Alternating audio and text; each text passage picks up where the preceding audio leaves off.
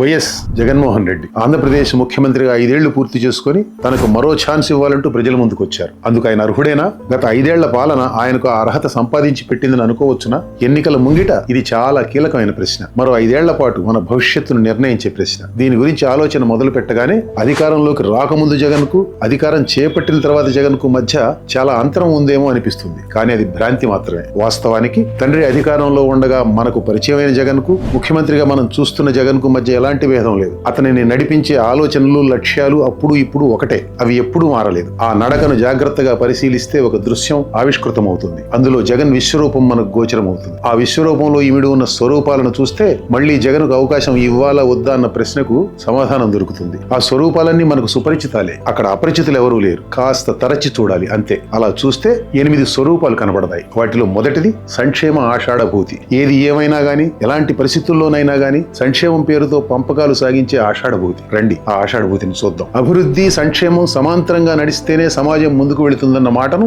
అందరూ అంగీకరిస్తారు. వైఎస్ జగన్ ఆంధ్రప్రదేశ్ ముఖ్యమంత్రిగా పాలనా పగ్గాలు చేపట్టిన తర్వాత ఈ ఫిలాసఫీ మారిపోయింది. ఇది ముందే ఆలోచించి పెట్టుకున్న వ్యూహం. దాని ప్రకారం నగదు పంపిణీ హామీలతో నవరత్నాలనే మేనిఫెస్టోని బయటకు వదిలారు. వాటి అమలుకు నేరుగా లబ్ధిదారుడి బ్యాంక్ ఖాతాలో నగదు జమ చేసే డీబీటీ దారి ఎంచుకున్నారు. ఆ దారిన జగన్ బటన్ నొక్కడం మొదలైంది. ఎక్కువసార్లు బటన్ నొక్కడం కోసం పంపిణీ విడతలుగా విభజించారు. ఆ కార్యక్రమానికి ప్రజల సొమ్ముతో పెద్ద ఎత్తున ప్రచారం కల్పిస్తూ వచ్చారు. ఇదంతా కూడా ముందే ఆలోచించి పెట్టుకున్న ఒక పథకం ప్రకారం జరుగుతూ పోయింది. తిరిగి ఎన్నికల్లో గెలిచేందుకు ఇదే రాజమార్గం అన్న నమ్మకంతో రూపొందించిన పథకం. ఈ పథకం కింద సంక్షేమం పేరు మీద ఎంత దూరమైనా వెళ్లేందుకు జగన్ సిద్ధం. ఎంత అప్పు తెచ్చేందుకైనా సిద్ధం. అప్పులు ఎవరు చేయరు అంటారేమో. జగన్ చేసే అప్పులు మామూలుగా ఉండవు. అప్పులు ఇలా కూడా చేయవచ్చా అనే రీతిలో ఉంటాయి. అవి ఈ జన్మలో తీరవు. అంత లెవెల్లో అప్పులు చేయడానికి ఆయన కొత్త ఎత్తులు వేశారు. బ్యాంకుల నుంచి రకరకాల పేర్లతో అప్పులు పుట్టించడానికి బ్రోకర్లను నియమించారు. ఆ బ్రోకర్లకు కోట్ల రూపాయల కమిషన్లు ఇచ్చారు. అప్పులు మంజూరు చేసిన బ్యాంకు ఉన్నతాధికారులను కూడా సంతృప్తి పరిచారు. పరిమితికి మించి రిజర్వ్ బ్యాంకు నుంచి అప్పు ఇప్పించుకోవడానికి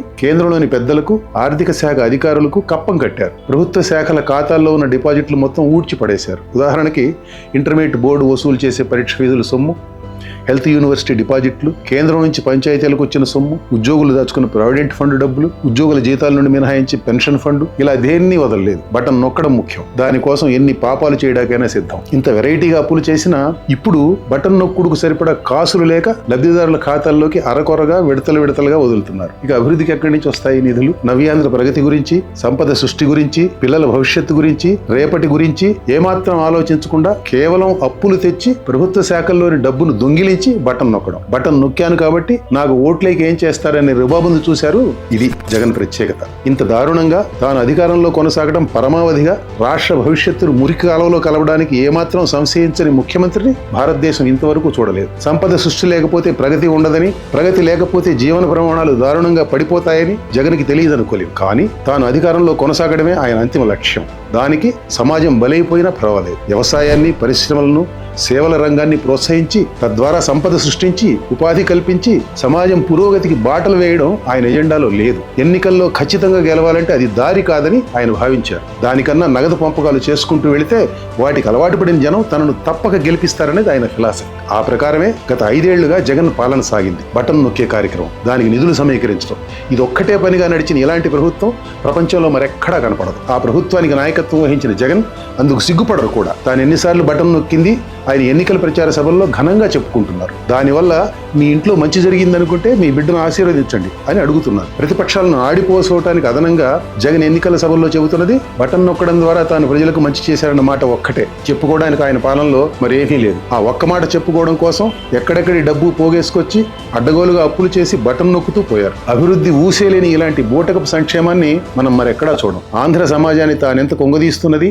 భవిష్యత్ తరాలకు తానెంత చేటు చేస్తున్నది తెలిసి కూడా తాను చాలా మంచి చేస్తున్నానని చెప్పుకోవడం ఒక్క జగన్కే చెల్లింది. అందుకే ఆయన సంక్షేమ ఆషాఢభూతి. ఈసారి వీడియోలో మరో జగన్ స్వరూపాన్ని చూద్దాం.